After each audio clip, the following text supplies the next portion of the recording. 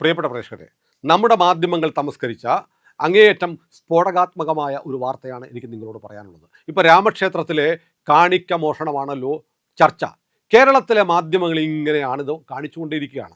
ധർമ്മസ്ഥലയിലെ മഞ്ജുനാഥ ക്ഷേത്രത്തിൽ അതിൻ്റെ അധികാരികൾ നൂറുകണക്കിന് പെൺകുട്ടികളെ കൊന്നു കൊലപ്പെടുത്തി, ബലാത്സംഗം ചെയ്ത് കൊന്നു കൊലപ്പെടുത്തി എന്നുള്ള വാർത്ത നിരന്തരം സംപ്രേഷണം ചെയ്തുകൊണ്ടിരുന്നത് കേരളത്തിലെ മാധ്യമങ്ങളാണ്. കർണാടകയിലെ മാധ്യമങ്ങൾ പോലും ആയിരുന്നില്ല. ഒടുവിൽ ആ കേസ് വ്യാജമായി ചിന്നയ്യൻ എന്ന് പറയുന്ന ഒരു തൊഴിലാളിയെ കൊണ്ട് ഉണ്ടാക്കിച്ചതാണ് എന്ന് വന്നപ്പോൾ കേരളത്തിലെ മാധ്യമങ്ങൾ മിണ്ടിയില്ല. അതുപോലെ അയോധ്യയിൽ എന്തോ വലിയ കൊള്ള, അത് നരേന്ദ്രമോദി വരെ ഉത്തരവാദിയാണ്, മോദി രാജിവെക്കണം എന്ന് പറയാതെ പറഞ്ഞുകൊണ്ട് നിരന്തരം ഏഷ്യാനെറ്റ് മുതൽ സകല മാധ്യമ കൃമിക്കിടങ്ങളും നിരന്തരം കാമ്പയിൻ ചെയ്തുകൊണ്ടിരിക്കുകയാണ്. എന്നാൽ അവർ മുഖ്യ ഒരു വാർത്തയുണ്ട്. ആ വാർത്ത എന്ന് പറയുന്നത് അങ്ങേയറ്റം ഗുരുതരമാണ്, ആശങ്കാജനകമാണ്. അയോധ്യ കാണിക്ക കൊള്ള ഇന്ത്യ മുന്നണിയുമായി ബന്ധപ്പെട്ട് ഉണ്ടാക്കിയെടുത്തതാണോ എന്ന് സംശയിക്കത്തക്ക വിധത്തിലുള്ള വിവരങ്ങളാണ് പുറത്തു വരുന്നത്. ദേശീയ മാധ്യമങ്ങൾ റിപ്പോർട്ട് ചെയ്യുന്നുണ്ട്, കേരളത്തിലെ മാധ്യമങ്ങൾ പറയുന്നില്ല. ടിനു യാദവ് ഒരു പ്രതിയാണ്. അയാൾ രാം ശങ്കർ യാദവ് എന്ന് പറയുന്ന ആളാണ് ഈ ടിനു യാദവ് എന്നറിയപ്പെടുന്നത്. അവിടെ അയോധ്യയിലെ ഒരു ഓട്ടോറിക്ഷ ഡ്രൈവറായിരുന്നു. അയാൾ ലക്ഷക്കണക്കിന് രൂപ അടിച്ചു മാറ്റി. കാണിക്ക എണ്ണുന്ന കൂട്ടത്തിൽ പണം അടിച്ചു മാറ്റി. വഴിപാട് സാധനങ്ങൾ കിട്ടിയതുണ്ടെങ്കിൽ ചിലപ്പോൾ അതും മാറ്റിയിട്ടുണ്ടായിരിക്കാം. ഇയാൾ വളരെ പെട്ടെന്ന് വീട് വെക്കുന്നു, കാറ് വാങ്ങുന്നു, ആഡംബര കാർ വാങ്ങുന്നു, അങ്ങനെ വസ്തുക്കൾ വാങ്ങുന്നു. അങ്ങനെ ഇയാളുടെ ജീവിത രീതിയിൽ പെട്ടെന്ന് മാറ്റമുണ്ടായപ്പോഴാണ് ഇയാളെ ശ്രദ്ധിക്കുന്നത്. ഇയാളെക്കുറിച്ച് നമ്മുടെ മാധ്യമങ്ങൾ പറയുന്നത് എന്തറിയോ? ചമ്പത്രായിയുടെ ഡ്രൈവറായിരുന്നു. ചമ്പത്രായിക്ക് സ്വന്തമായിട്ട് കാറ് പോലുമില്ല. വിശ്വ ഹിന്ദു പരിഷത്തിൻ്റെ പ്രതിനിധിയായി രാമക്ഷേത്ര ട്രസ്റ്റിൻ്റെ ജനറൽ സെക്രട്ടറിയായി പ്രവർത്തിക്കുന്ന ചമ്പത്രായിക്ക് സ്വന്തമായിട്ട് കാറില്ല.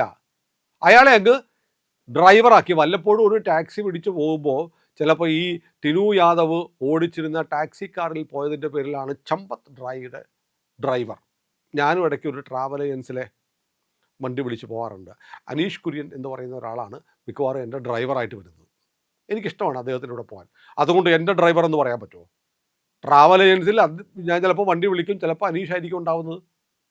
നമുക്ക് കംഫർട്ടായിട്ടുള്ള ഒരു ഡ്രൈവർ ഉണ്ടാകുമ്പോൾ ചിലപ്പോൾ നമ്മൾ അനീഷ് വന്നാൽ മതി എന്ന് ഞാൻ ആ ട്രാവൽസിൽ വിളിച്ചു പറയാറുണ്ട്. അതുകൊണ്ട് എൻ്റെ ഡ്രൈവർ എന്ന് പറയാമോ എന്നൊരു ചോദ്യം അവിടെയുണ്ട്. അതുപോലെ ചമ്പത്തറായി വല്ലപ്പോഴും ഒക്കെ പോയപ്പോൾ ഈ ടിനു യാദവ് വണ്ടി ഓടിച്ചിട്ടുണ്ട്. അതുകൊണ്ട് അദ്ദേഹത്തെ ചമ്പത്തറായിയുടെ ഡ്രൈവറായിട്ട് കേരളത്തിലെ മാധ്യമങ്ങൾ അവതരിപ്പിച്ചതും. പക്ഷേ ടിനു യാദവിനെ സംബന്ധിച്ചുള്ള ഏറ്റവും പുതിയൊരു വെളിപ്പെടുത്തൽ പ്രത്യേക അന്വേഷണ സംഘം നടത്തിയിട്ടുണ്ട്. കേരളത്തിലെ ഏതെങ്കിലും മാധ്യമങ്ങളിൽ അത് വാർത്തയായിട്ടുണ്ടോ? അതായത് അഖിലേഷ് യാദവ് എന്നു പറയുന്ന സമാജ്വാദി പാർട്ടിയുടെ നേതാവ്, ഉത്തർപ്രദേശിൻ്റെ മുൻ മുഖ്യമന്ത്രി, ഇത്തവണ വീണ്ടും മുഖ്യമന്ത്രി ആവണമെന്നുള്ള ആഗ്രഹത്തോടെ UP ഇലക്ഷനിൽ മത്സരിക്കാൻ പോകുന്ന ഇന്ത്യ മുന്നണിയെ നയിക്കുന്ന നേതാവ് മുലായം സിംഗ് യാദവിൻ്റെ മകൻ അഖിലേഷ് യാദവും ഈ ടിനു യാദവും തമ്മിലുള്ള ബന്ധം എന്താണ്? രണ്ടുപേരും യാദവന്മാരാണ് എന്നതല്ല ബന്ധം. കാരണം ടിനു യാദവിൻ്റെ ഫോൺ രേഖകൾ പരിശോധിച്ചപ്പോൾ അയാൾ അഖിലേഷ് യാദവിനെ വിളിച്ചിട്ടുണ്ട്. എത്ര തവണ? അതാണ് പ്രധാനം. 980 തവണ. നോക്കൂ, ഉത്തർപ്രദേശിൻ്റെ മുൻ മുഖ്യമന്ത്രി, ഇന്ത്യ മുന്നണിയുടെ UP ഏറ്റവും വലിയ നേതാവ്, പ്രതിപക്ഷ നേതാവ്, അടുത്ത പ്രാവശ്യം മത്സരിച്ച് മുഖ്യമന്ത്രിയാകാൻ വേണ്ടി പണിയെടുക്കുന്ന അഖിലേഷ് യാദവിനെ വിളിക്കുന്നത് ഒരു സാധാരണ ഓട്ടോറിക്ഷ തൊഴിലാളി. മാസം 15,000 ഉറുപ്പിക വേതനം പറ്റി state bank of India Ayodhya ക്ഷേത്രത്തിലെ നാണയം കാണിക്ക എണ്ണാൻ വേണ്ടി എടുത്തിരിക്കുന്ന കരാർ തൊഴിലാളി. അയാൾക്ക് 980 തവണ അഖിലേഷ് യാദവിനെ വിളിക്കാൻ മാത്രം എന്താണ് ബന്ധം? തീർന്നില്ല. ഈ കാണിക്ക കൊള്ളയെക്കുറിച്ചുള്ള വിവരം പുറത്തു വന്ന അന്ന് 3 തവണ വിളിച്ചിട്ടുണ്ട്. അങ്ങനെ 983 തവണയാണ് അഖിലേഷ് യാദവും ഈ ടിനു യാദവും തമ്മിൽ മൊബൈൽ ഫോണിൽ സംസാരിച്ചിരിക്കുന്നത്. സ്വാഭാവികമാണോ? ഈ അഖിലേഷ് യാദവ് അയോധ്യ ക്ഷേത്രത്തിൽ പോയിട്ടില്ല. രാമക്ഷേത്രത്തിലെ കാണിക്ക മോഷണം നടന്നതിൻ്റെ പേരിൽ ധാർമ്മിക രോക്ഷം കൊള്ളുന്ന പ്രിയങ്ക ഗാന്ധി പോയിട്ടില്ല. രാഹുൽ ഗാന്ധി പോയിട്ടില്ല, ഖാർഗെ പോയിട്ടില്ല, സോണിയാഗാന്ധി പോയിട്ടില്ല. ഇപ്പോൾ ഇവർക്ക് രാമക്ഷേത്രത്തോട് വലിയ പ്രേമമാണ്. ശ്രീരാമചന്ദ്രൻ ഒരു മിത്താണെന്ന് പറഞ്ഞ ആളാണ്, വിദേശത്ത് പോയി പ്രസംഗിച്ച ആളാണ് രാഹുൽ ഗാന്ധി. അതിൻ്റെ പേരിൽ കേസുണ്ട്, കേസിലെ പ്രതിയാണ്. അപ്പോൾ രാമനെ ഒരു സങ്കല്പം മാത്രമായി കരുതുന്ന ആളുകൾക്ക് രാമനോട് സ്നേഹം. കുംഭമേളയ്ക്ക് അഖിലേഷ് യാദവ് പോയി കേട്ടോ, നമ്മളതിൻ്റെ ചിത്രം കണ്ടു. പക്ഷേ കുംഭമേളയ്ക്ക് പോയ അഖിലേഷ് യാദവ് എന്തുകൊണ്ട് രാമക്ഷേത്രത്തിൽ പോയില്ല? രാമക്ഷേത്രത്തെക്കുറിച്ച് ഇപ്പോഴാണ് രാമക്ഷേത്രത്തെക്കുറിച്ച് എന്തെങ്കിലും വായ തുറന്ന് സംസാരിക്കുന്നത്. അഖിലേഷിൻ്റെ അപ്പൻ മുലായം സിംഗ് യാദവ് ഈ രാമക്ഷേത്രം നിർമ്മിക്കണമെന്ന് ആവശ്യപ്പെട്ട് പ്രക്ഷോഭം നടത്തിയ ആളുകളെ, നൂറുകണക്കിന് ആളുകളെ വെടിവെച്ച് കൊന്ന മുഖ്യമന്ത്രിയാണ്. രാമഭക്തരായ കർസേവകരുടെ ചോര കൊണ്ട് സരയൂ ചുവപ്പിച്ച ആളാണ് മുലായം സിംഗ് യാദവ്. അയാളുടെ മകന് എന്താണ് രാമക്ഷേത്രത്തോട് ഇത്ര സ്നേഹം? ഒന്നാമത്തെ ചോദ്യം അതവിടെ നിൽക്കട്ടെ. ഒരാൾ പെട്ടെന്ന് ഭക്തനാകുന്നതിന് പ്രത്യേക കാരണമൊന്നും വേണ്ട, ആർക്കും എപ്പോൾ വേണമെങ്കിലും ഭക്തനാവാം, നാസ്തികനുമാകാം. പക്ഷേ ഇതിനുത്തരം പറയണ്ടേ? എന്തിന് 983 തവണ വെറും ഒരു സാധാരണ തൊഴിലാളിയായ ടിനു യാദവും അഖിലേഷ് യാദവും കൂടെ സംസാരിച്ചു.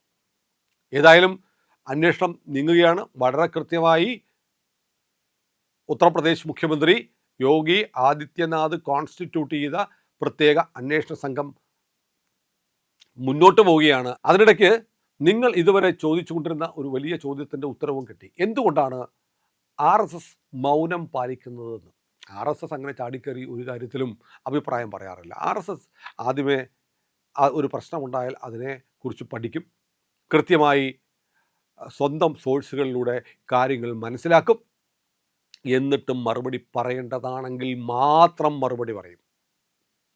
ഇപ്പോൾ ദത്താത്രേയ ഹോസബാളയുടെ മറുപടി വന്നിരിക്കുന്നു.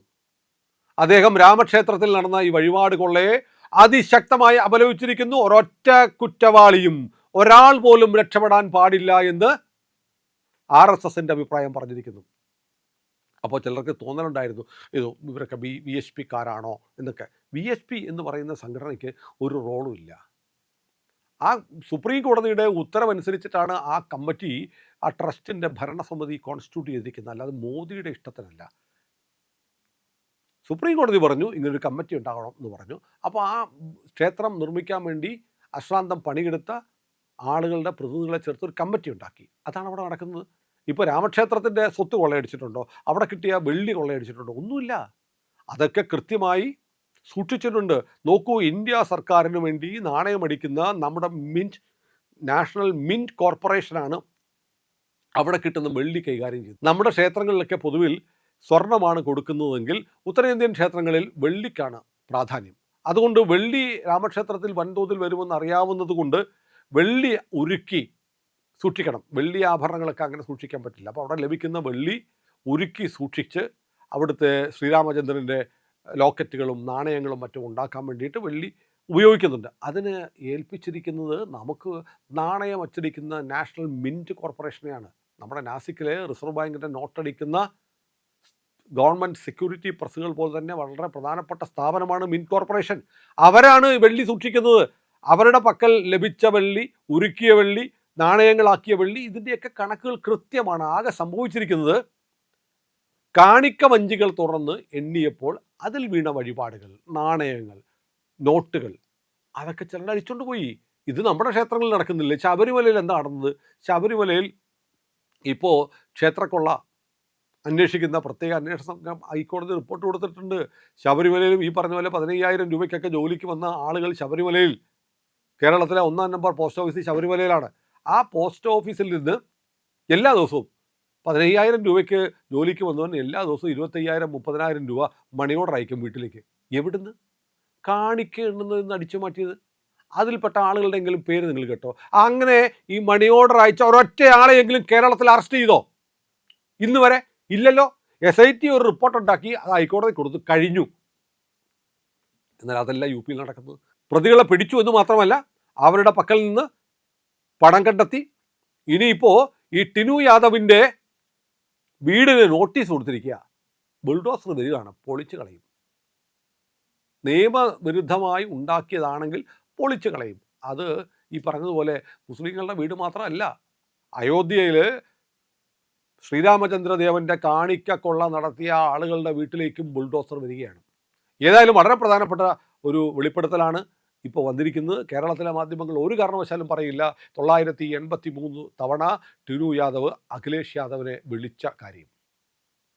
പ്രിയപ്പെട്ടവരെ, ഇതുമായി ബന്ധപ്പെട്ട ഏറ്റവും പുതിയ വാർത്തകളും നമ്മുടെ മാധ്യമങ്ങൾ മൂടി വെക്കുന്ന വാർത്തകൾ ഞങ്ങൾ നിങ്ങളോട് പറഞ്ഞുകൊണ്ടേയിരിക്കും. ഞങ്ങളുടെ കൂടെ സഞ്ചരിക്കണം. നമ്മുടെ ചാനൽ സബ്സ്ക്രൈബ് ചെയ്യാത്ത പ്രിയപ്പെട്ടവർ ഇന്ന് തന്നെ അത് ചെയ്യണം.